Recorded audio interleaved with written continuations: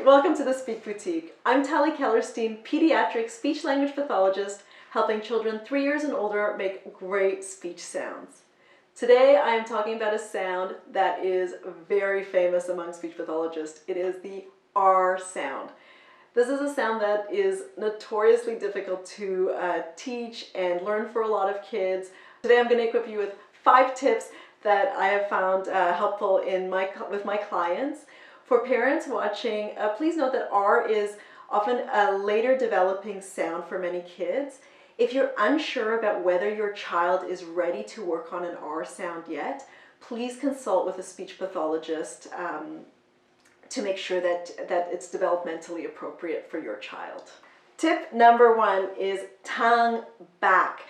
So I often will start by trying to teach children to curl the tongue back as far as it'll go.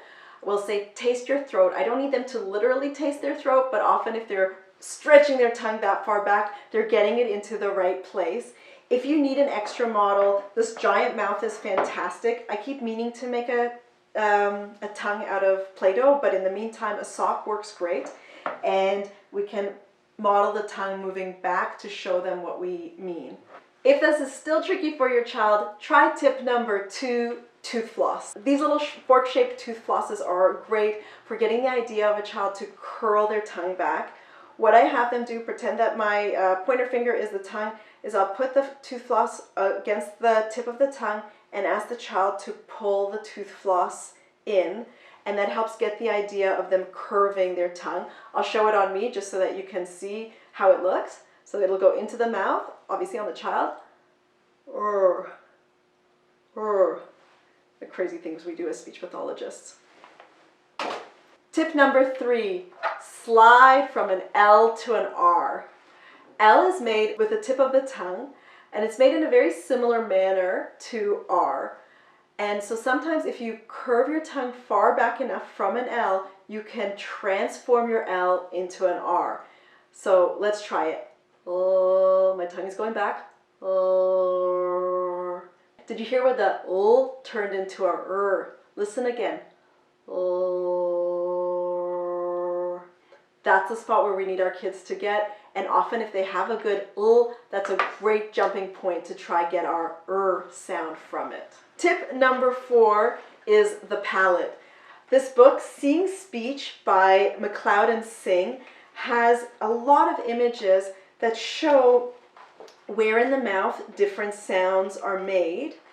And it's a flip book, so you can even put together different sounds if you want to. So for the R sound, it shows how it looks from the front. It shows a side view from the inside of the mouth. But this is the part that I'm really interested in. This is the palate view. People have studied where the tongue moves inside the mouth through the use of electrodes. And then this is the diagram that shows what part of the tongue touches the roof of the mouth. So this is not an image that I'd be using with young kids, but for my older kids who are in elementary or middle school, it is often helpful to see where the tongue needs to touch the roof of the mouth, and they can start to understand this image. The white parts over here are the tip of the tongue, and this part over here, these are the back of the tongue. So you can see that the back sides of the tongue are touching the top part of the roof of the mouth. It helps to know where to paint the roof of the mouth with a lollipop to get the tongue into the right position. It's also great for speech pathologists because they have the vowels mapped out in the same way. And so you can often see which vowels might be helpful in terms of their tongue placement to pair with an R and help get that R easier. So in this example, this is the E vowel, and you can see that the tongue is touching the palate in a similar position in the back, and for some kids that might be a helpful vowel to go with their sound. You could also show that same image using a big giant mouth model like this to show that this is the part of the palate that the tongue needs to touch. And lastly, tip number 5 is tension and relaxation. Sometimes I'm finding for children when their R is not quite right, they just need a little bit of help making their tongue a little bit tighter tightening the tongue muscles or relaxing them. There's no hard and fast rule for which one of those things work. You just have to ask them to try either way and see if one of those works. So for children who need to stiffen their tongues a little bit more and make it tighter, I often tell them that their sound needs to ride the wave like they're surfing. So we're going to curl our tongue up like a wave, and they have to be like a surfer, stiff on that surfboard on the wave to get that really, really stiff. And then for others, if they're too tense and I want them to relax, we're going to say we're just having a floppy day lying at the beach and I need their tongue to relax when they're trying to make their sound.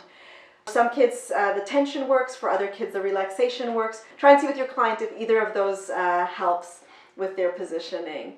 Just before I leave you, there's another comment I wanted to make. So speech pathologists will know that there's two main ways of pronouncing an R. One is the retroflex R, where the tongue tip curls back, and the other one is the bunched R, where the tongue kind of retracts into the mouth.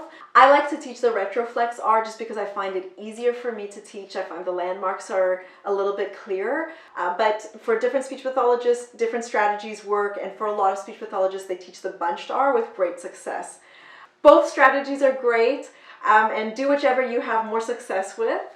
That's my soundbite for today. Thank you so much for watching. Please like, subscribe, invite your friends. See you next time.